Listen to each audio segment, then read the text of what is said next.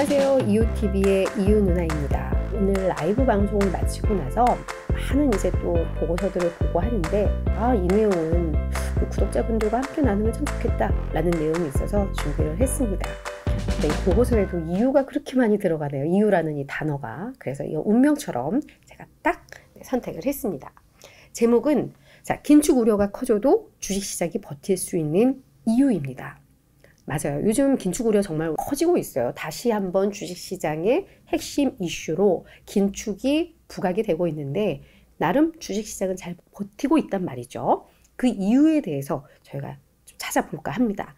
이것은 KB증권에서 이 미국 주식 시황을 담당하는 안소은 연구원의 이 분석 보고서, 이게 100% 소스가 된다는 걸 알리면서 말씀을 드릴게요. 긴축 우려가 커지고 있는데 어떻게 주식시장이 이렇게 버틸 수 있는 걸까? 바로 이익 전망이 흔들리지 않기 때문입니다. 요즘 시장이 긴축 우려가 많이 부각되고 있다는 것, 실제로 올해 기준금리의 고점 전망치가 높아졌어요. 이건 이제 점도표를 통해서도 확인이 됐고 CME의 패드워치를 통해서도 확인이 되고 있습니다. 또한 내년 기준금리 인하가 시작되는 시점은 계속해서 그 기대감이 뒤로 미뤄지고 있는 그런 상황이죠. 결국 통화긴축이 장기화되고 이를 반영한 실질금리가 상승하고 있음에도 불구하고 이익 전망이 별로 흔들리지 않고 있습니다.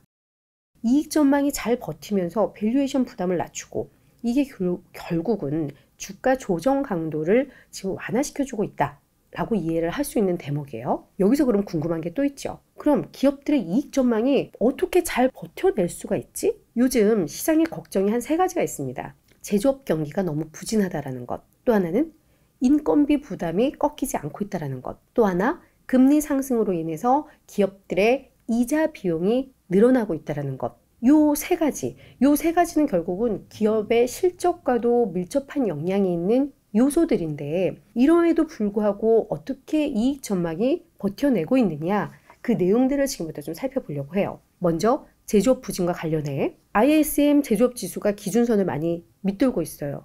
그죠? 경기 둔화로 인해서 결국 그럼 기업 실적도 약해지지 않을까? 질문할 수 있습니다. 그런데 아니야 라는 답을 내리고 있습니다. 왜?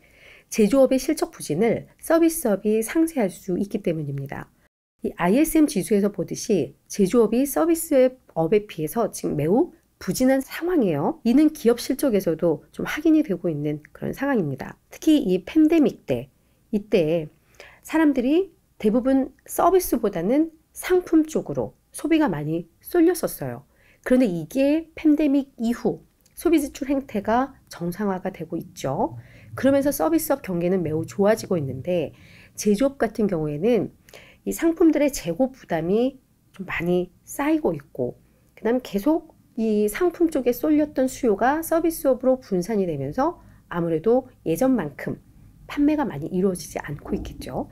그래서 제조업 경기가 안 좋은 그런 국면인데 이런 상황은 앞으로도 더 가겠지만 결국 그 공백을 서비스업이 메울 수 있다는 점, 그런 점에 있어서 전체 증시 흐름으로 봤을 경우에는 기업 전망치가 크게 흔들리지 않는다, 서로 상쇄하는 효과가 있다라고 해석을 할 수 있습니다. 그럼 두 번째 질문, 인건비. 임금 상승세가 약해지지 않고 있는데 결국 기업들의 마진이 축소되지 않을까? 이 부분에 대한 대답도 아니다입니다. 자, 그 이유는 고용지표에서 확인되는 인건비 부담이 모든 업종에 동일하게 적용되고 있지 않다라는 점이에요. 오히려 이번 비농업 민간고용 보고서의 주요 항목들을 가지고 주당 총 인건비를 계산을 해보면 오히려 증가는 하고 있지만 증가율이 둔화되고 있는 거, 꾸준히 둔화되고 있는 그 추세가 나오고 있는 게 확인이 되고 있습니다.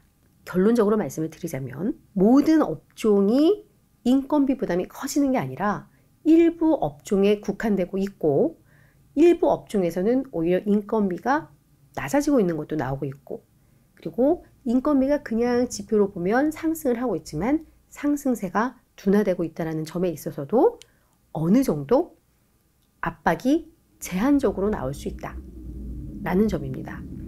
마지막, 이자 비용 증가입니다. 기준금리가 더 높아지면 기업들의 이자 부담이 커질 수밖에 없잖아. 이런 질문을 할 수 있는데요. 이것도 아니다입니다. 원래 자금을 새롭게 조달한다면 현재 금리가 적용이 되기 때문에 당연히 이자 비용 부담 커집니다. 하지만 우리 불과 1, 2년 전만 해도 초저금리 시대에 살았어요. 저금리 시기에 장기 고정금리 형태로 자금을 조달했다면 추가 긴축이 나오든 말든 기업들의 이자 비용은 고정되어 있는 거죠. 그것도 초저금리로 추가 긴축의 영향이 제한적이다라는 겁니다. 물론 신규로 자금 조달하는 기업들이 있고 그렇지 않은 기업들이 맞물려 있기 때문에 어느 정도 이렇게 그 안에서 플러스 마이너스가 되겠지만 시장 전체적으로 봤을 때 이 영향이 제한적이다라는 거죠.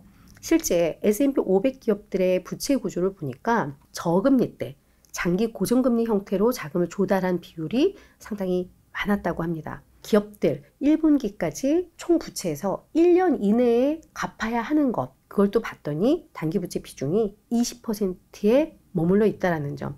그래서 그만큼 부채에 대한 부담이 크지 않은 상황이라는 점.